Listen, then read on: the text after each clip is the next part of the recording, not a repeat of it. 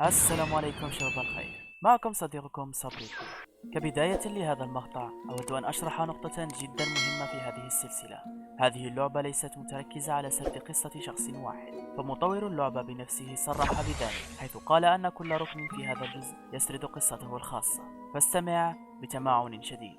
عن نفسي كنت أحاول طول التختيم أن أحلل كل ما أراه أمامي، محاولا ألا يفوتني أي شيء، حتى أن هناك نظريات اختصصتها من المونتاج لكي لا يستغلها أحد آخر قبل أن أرفع هذا المقطع، وهذا ما صعب علي كتابة هذا المقطع أكثر، يعني أعتقد أن من سيرى تختيمي سيكون قد فهم كل شيء تقريبا. لذا قبل أن أبدأ بالمقطع سأتبع نهج القصة بتقديم نظريتي حتى يتمكن الجميع من جمع رؤوس أقلام وربطها في الأخير مع بعض. أولا لنتحدث عن المكان الذي استيقظ منه مونو، غابة الصياد.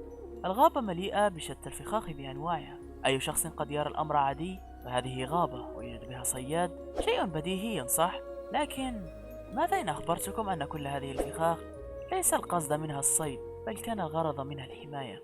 ولا أقصد أن الصياد يحمي نفسه من شيء ما، بل هو من يحاول حماية شيء ما، على الأغلب غال جدا عليه.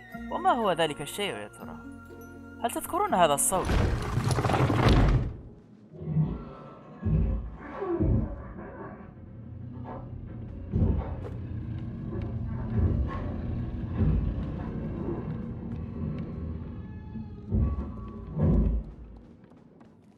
يبدو كأن هنالك شخصا في الأعلى، ليس كذلك؟ هل تذكرون هذا المكان؟ هناك جثث معلقة هنا كما تلاحظون، ويوجد هذه الدمية التي سيكون بيدها العتلة التي ستساعدك في جلب المفتاح. هذه الدمية لديها قصتها الخاصة، وبسببها بقيت ستة على قيد الحياة. فهنا من الكوميكس نرى أن الصياد أمسك ستة ولم يقتلها لسبب ما. الواضح أنه لن يأكلها، ولا أعتقد أنه سيحنطها أيضا، لكن إبقاؤها حية وسجنها فترة طويلة في القبو سيكون خلفه دافع كبير، أليس كذلك؟ هنا نرى أن ستة تعرف مكان المفتاح لأنها أصلا كانت هناك، فعلى ما يبدو أن الصياد سبق وأن جلبها لذلك المكان. السؤال الآن، من تكون تلك الدمية ترى؟ جديا لن أكذب عليكم، أنا نفسي لا أعرف.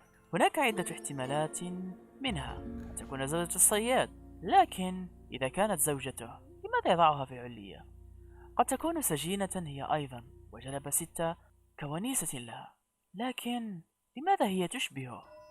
وأيضا لا تبدو كمسخ مثله. أحيانا يذهب بي التفكير لأن أقول أنها زومبي وتلك الجثث عندها هي طعامها، لكن ليس لدي أدلة كافية تدعم هذا الأمر. سعي الصياد لإمساكنا خلفه دافع كبير، ومستحيل أن يكون الصيد وحده، كما لو أنه يسعى لأن يتأكد من أن لا يكتشف سره الصغير. سأدع لكم هذه المعضلة لتحلوها في قسم التعليقات، وننتقل للجزء الثاني من القصة: المدرسة والمعلمة الشريرة. هذه المرحلة من أكثر المراحل التي أربكتني بحق، على الرغم من أنها مليئة بالأدلة والأسرار في كل مكان، إلا أن سؤالا يبقى يتردد في بالي حول هذا المكان: ما الحكمة من وجوده أصلا؟ مكان مليء بعفاريت صغيرة إن صح التشبيه طبعا، وغولة مرعبة تلعب دور المدرسة في هذا المكان، وليس هذا فقط بل لها أكثر من تخصص. هنا تلعب دور المدرسة وهي تدرس، هنا تلعب دور الناظر وهو يعاقب الطفل المشاكسا بضربه على مؤخرته، وهنا تلعب دور العالم أو الباحث. أصور فرقا، فمن هنا تشرح ومن هناك تدون ملاحظات، وهنا تعزف، بل بالأحرى هي تؤلف مقطوعة موسيقية. أيعقل أن كل هذه التخصصات في جسد واحد؟ لا أعتقد ذلك، فالأمر بالنسبة لي أشبه بالتقليد أو الادعاء تماما كما يفعل هؤلاء العفاريت. هنا يقلدون تصرفات الأطفال، وهذا يعني أنهم قد سبق وأن شاهدوا تلك التصرفات من قبل، أو أنهم تعلموها. وهذا يأخذني لأن أقول أن هذا المكان كان مليء بالأطفال من قبل، وقد أكون أبالغ بكلامي، لكن أعتقد أن هذا المكان في السابق كان حصنا للأطفال قبل أن تأتي المعلمة وعفاريتها الصغار ويأخذون المكان، حيث من سابع المستحيلات أن يكون المكان مفخخا بهذه الطريقة الذكية، وأصحابها دمى من دون أدمغة. بالتأكيد كان هناك شخص يفكر في هذا المكان، شخص محنك بل داهية، قائد متمكن يعرف كيف ينصب الفخاخ، شخص مشاكس يمكنه تحويل المقالب إلى أسلحة فتاكة. وهذا يدفعنا لأن نتحدث عن هذا الملك هنا. لقد قلت في السابق أن المكان كان بمثابة حصن، أليس كذلك؟ ولكل حصن ملك، وهذا هو ملك هذا الحصن. حيث أن هذا الفتى هو طفل بشري وليس دمية، وكونه مربوط هكذا على رقعة الشطرنج والتاج على رأسه فهي دلالة أنه قد تم محاصرته والقضاء عليه بأبشع طريقة ممكنة، الموت جوعا. ومن حاصره هي المعلمة بالتأكيد، وعلى ما يبدو أنها أعجبت بذكائه وصنعت على شاكلته هؤلاء الأطفال، لكن يبدو أنهم لم يستنسخوا عنه مكره فقط بل أيضا طبعه المشاكس. فكما ترون لقد تعلموا منه صنع الفخاخ في المكان، ما يعني أن هذه الأشياء يمكنها التعلم مع الوقت. السؤال الآن كيف صنعتهم وكيف جعلتهم يستنسخون ما يرونه بالرغم من أنهم بلا أدمغة؟ فهنا كما ترون الطلاب خائفون منها ولا يجرؤ أحد على النظر في عيونها، لكن يبقى شيء لم أفهمه. بعد تحريرنا لستة من خاطفيها، هذا الحقد والغضب ما هو مصدره؟ أستبعد تماما فكرة أن الدمى قد فعلوا لها شيئا سيئا بعد خطفها، فأن تندفع ستة هكذا لخصمها دون سلاح فعل ينتج فقط إن سئمت ستة من الاختباء أو الهروب أو الخوف منه. وهذا يدفعني للاعتقاد أن ستة سبق وأن كانت هنا بالفعل وهربت بعد سقوط مالكها، لأن البقاء هنا سيعني موتها، فالمطبخ محتل من طرف العفاريت، المعلمة تجدها في كل مكان، والتدفئة ستكون صعبة جدا في هذه الحالة، وهذا يشرح وجود هذه الحبال هنا، وأيضا بعض الأماكن التي يبدو أنها محترقة أو تم إدرام النار فيها، لكني لست واثقا من الأمر بعد، لأنه لا يوجد أدلة على أن ستة كانت هنا، لكن الشيء الواثق منها أن المكان كان به عدد كبير من الأطفال الحقيقيين. يبقى شيء واحد أرغب منكم أن تناقشوه في قسم التعليقات، وهو هل هناك علاقة بين هذه المعلمة والبريتندر في جزء الأندرويد؟ لأني أرى شبها كبيرا بينهما، وما الغرض من وجود هذا المكان في الأساس؟ ولننتقل للجزء الثالث من القصة، المستشفى والطبيب. وأعتقد أني قد شرحته بشكل كامل في تقديمي للعبة، حيث عرفنا أن هذا المكان هو حقل تجارب لمن يسمى بالطبيب، يهدف فيه لإعادة الحياة للناس التي ماتت بسبب البرج أو بالأحرى بسبب مونو وأمنيته الأنانية، بإعادة بث الحياة فيهم بعد أن يأخذ جثثهم ويجري عليهم بعض الجراحة ليخلق منهم كائنا جديد تنبض الحياة فيه مرة أخرى. ولقد رأينا أنه نجح في الأمر قبل أن أقتل عمله وأدمر كل خططه، لكن بقيت بعض النقاط التي لم أشرحها في التختيم، وهي عن سبب تحرك تلك الأشياء من تلقاء نفسها. هناك احتمال أن الطبيب حاول علاج هوسهم برؤية التلفاز فقلب فيهم ذلك الشعور، حيث أنهم يتوقفون عند رؤية الضوء ويتحركون في الليل، وهناك احتمال أنهم يتحركون فقط لأن مونو في الجوار، ونصف جسدهم لا يزال بشري وعلى الأرجح متأثر بأمنية مونو، وبحضوره يتحركون وبغيابه يتوقفون. وهذا يشرح هذا المشهد. وجود التلفاز في المشفى يشرح أن الطبيب يعرف ما يفعله، فهو على دراية بتأثير التلفاز على تلك الدمى، وهذا يدفعنا لأن نعتقد أن الطبيب هنا كائن عاقل بدوره مثله مثل المعلمة، لديهم دافع ولديهم غاية، أحدهم يسعى لتصحيح المنحرفين والثاني لاستعادة ما تم فقدانه. الأولى تمكن منها السعي للكمال، والثاني كان أسيرا للتكرار. كلاهما يملكان أمنية أنانية تخصهم، وكلاهما يعيشان بين الدمى. النقطة التي أود توضيحها هنا هي أن الجميع هنا يملك قصته الخاصة، ليس مجرد وحوش نتخطاهم فقط. فإن كنتم ترون الأمر هكذا فستلا تقل وحشية عنهم لو رأينا الأشياء التي فعلتها. وحتى مونو أيضا وحش، هذا العالم الذي نحن فيه أصبح كابوسا بسببه.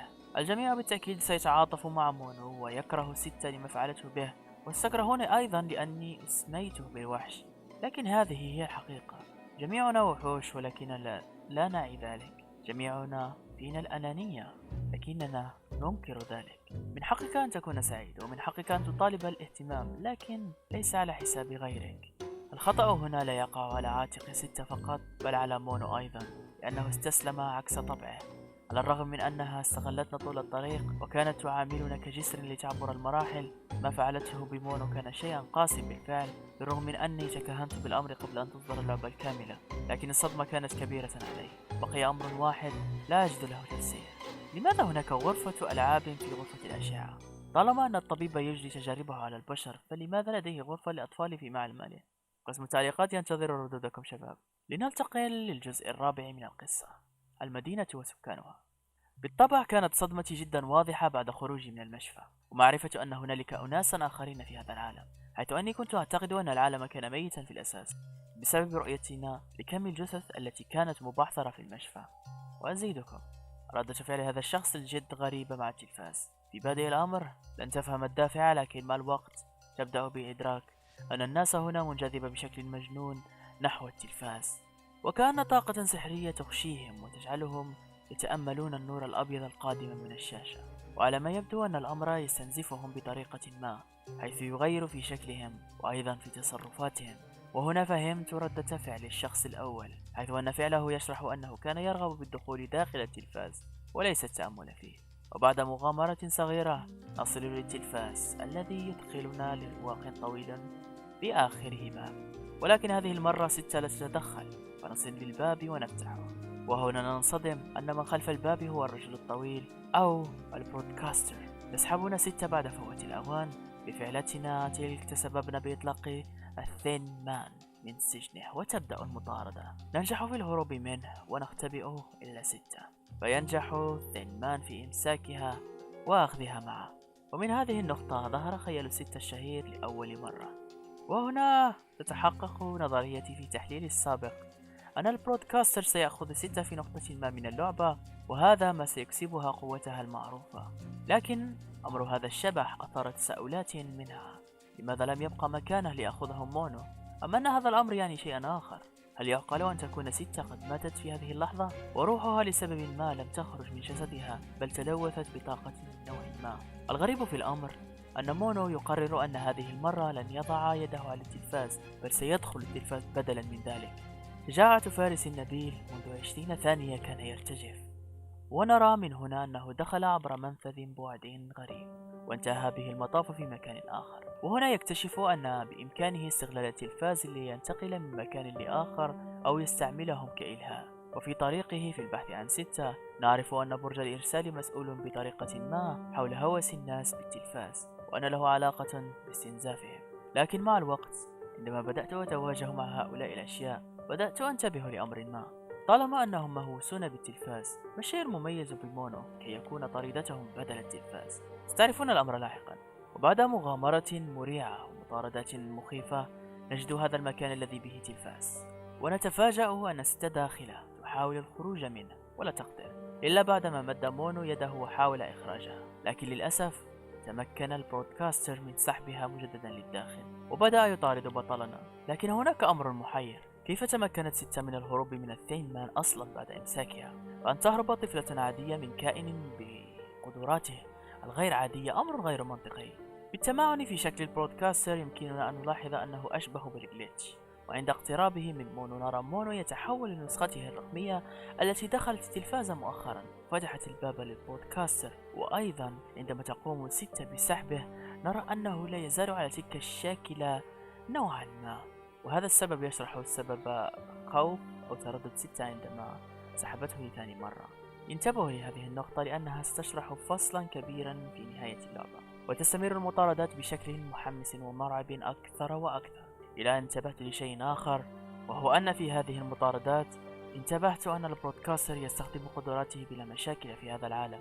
وحسب النظريات التي في الخيال العلمي هذا شيء مستحيل، فأي مخلوق يدخل بعدا غير بعده يتم كبح قدراته بشكل يتوافق مع فيزياء هذا البعد، ومع ذلك فوجوده أصلا قد يسبب مشاكل زمنية ملحوظة كما ترون.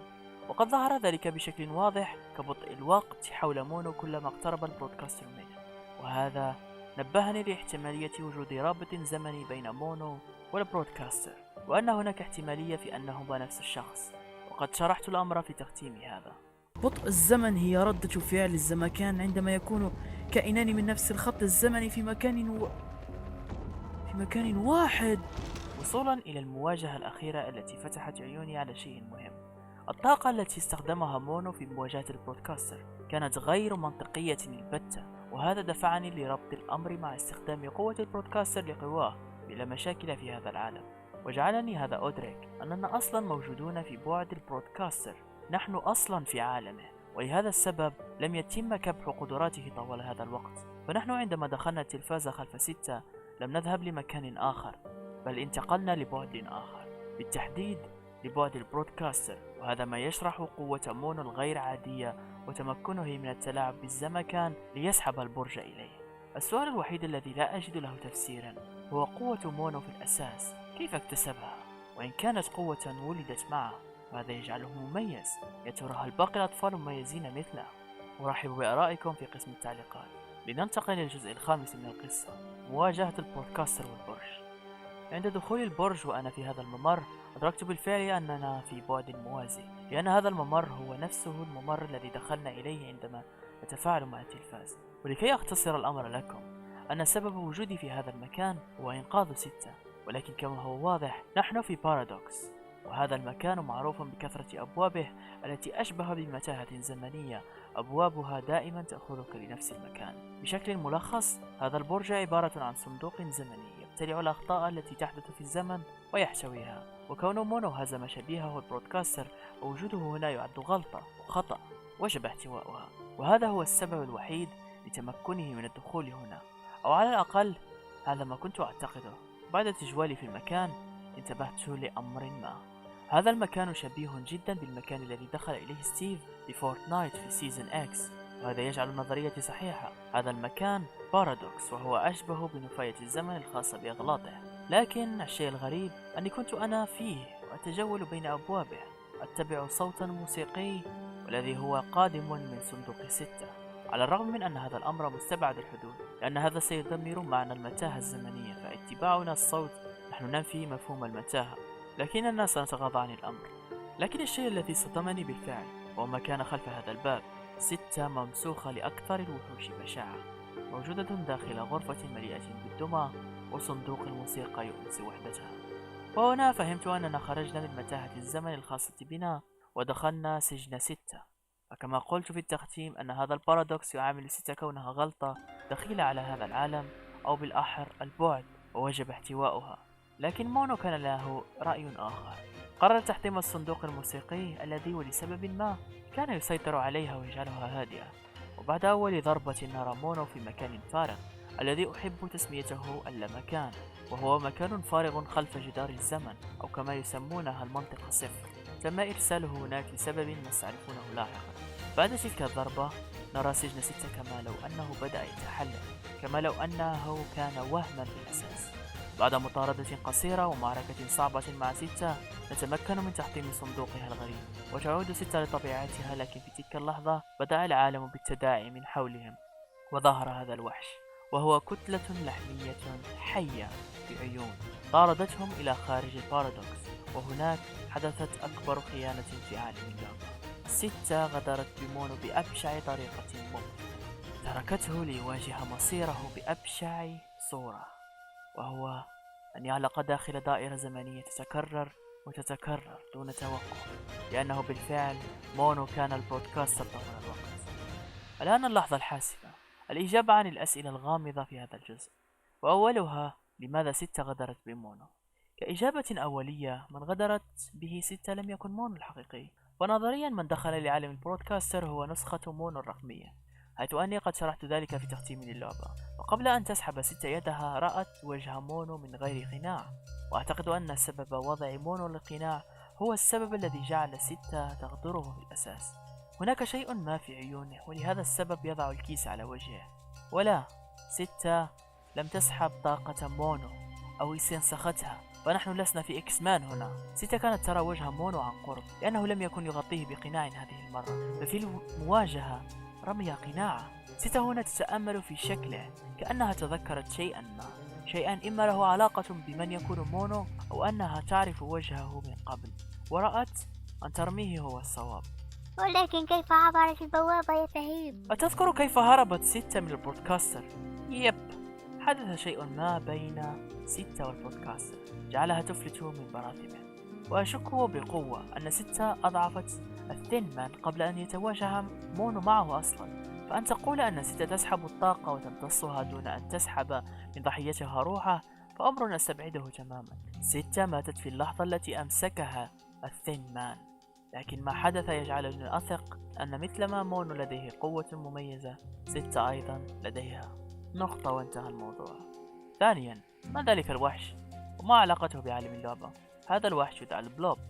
الآن سأضع لكم صورا تقريبية لشكله الحقيقي، وهي مقتبسة من كوميكس مارفل، ولكن المعلومات التي ستسمعونها الآن ليست مؤكدة من المطورين، لكن الغاية التي تم وضع كائن مثله هي خلق عوالم موازية وتأكيد نظرية السفر عبر الزمن والأبعاد في عالم هذه اللعبة.